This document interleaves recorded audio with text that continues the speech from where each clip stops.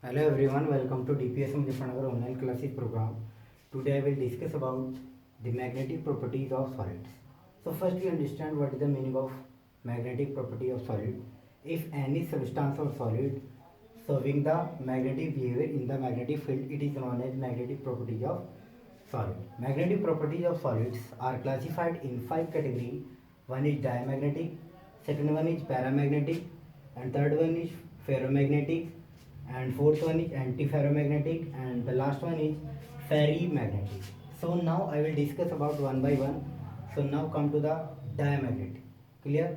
So diamagnetic, if we applied the magnetic field, it shows the repulsion. First we understand what is the meaning of diamagnetic. Diamagnetic means if any species having no unpaired electron, that is also known as diamagnetic. And if we apply the magnetic field in the diamagnetic molecule, it will show more repulsion. Clear? So example is there like NaCl, TiO2 and V2O5. So this is the magnetic diamagnetic. Now come to the paramagnetic. If we are applying the paramagnetic molecule in magnetic field, it will show more attraction. So it is the opposite of diamagnetic. So attraction, why it will show attraction? Because paramagnetic species having at least one unpaired electron. So like example Cu 2 positive, Fe 2 positive and TiO2. So how to calculate the magnetic field or magnetic moment? So this is the formula. So formula is mu equal to root of n into n plus 2. So by this formula we calculate magnetic moment here. N equal to, that means number of unpaired electron. Number of unpaired electrons here, and the unit is Bohr magneton. Clear? So these are the examples of paramagnetic. So we can calculate the magnetic moment of any particular species by this formula. So now come to the ferromagnetic. So friends, we know that if suppose any metal convert into the ions like N positive plus N electrons. This is our metal and this is our metallic ion, which is known as here cation.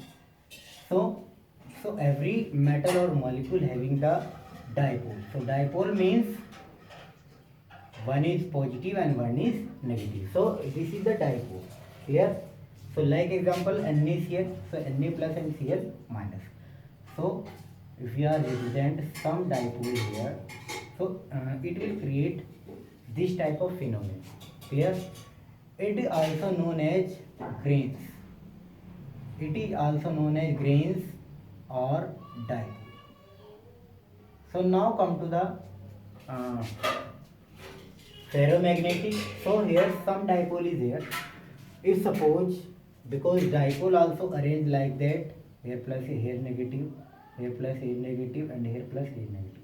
If we are applied the magnetic field, all the dipole arranged in the this manner, like here positive negative and positive negative. That means all positive charge come to upper side and the negative charge come to the lower side. If arranged vice versa, it is also known as ferromagnetic, because if you are applied magnetic field, then all the positive and negative charge arranged in the discipline manner, it is also known as ferromagnetic. You can say here itself behave like a magnet after removal of external magnetic field. Clear? So example is Fe, nickel and CrO2. Clear? So for this ferromagnetic, magnetic moment also maximum. It cannot be zero. So magnetic moment, that means net magnetic moment also maximum for ferromagnetic, and the grains would be like that. For anti-aeromagnetic, some grains show positive negative here and some grain negative and positive. Clear? So in this case, suppose one is like that and the other one is like that. That means the net resultant is zero. That's why magnetic moment also 0. So in this case, strong repulsions create here in the antiferromagnetic, and the example is Fe2O3, MnO2 and MnO, and here Mn2O. Clear? So this is the criteria of antiferromagnetic, and now come to the ferrimagnetic. It is very important.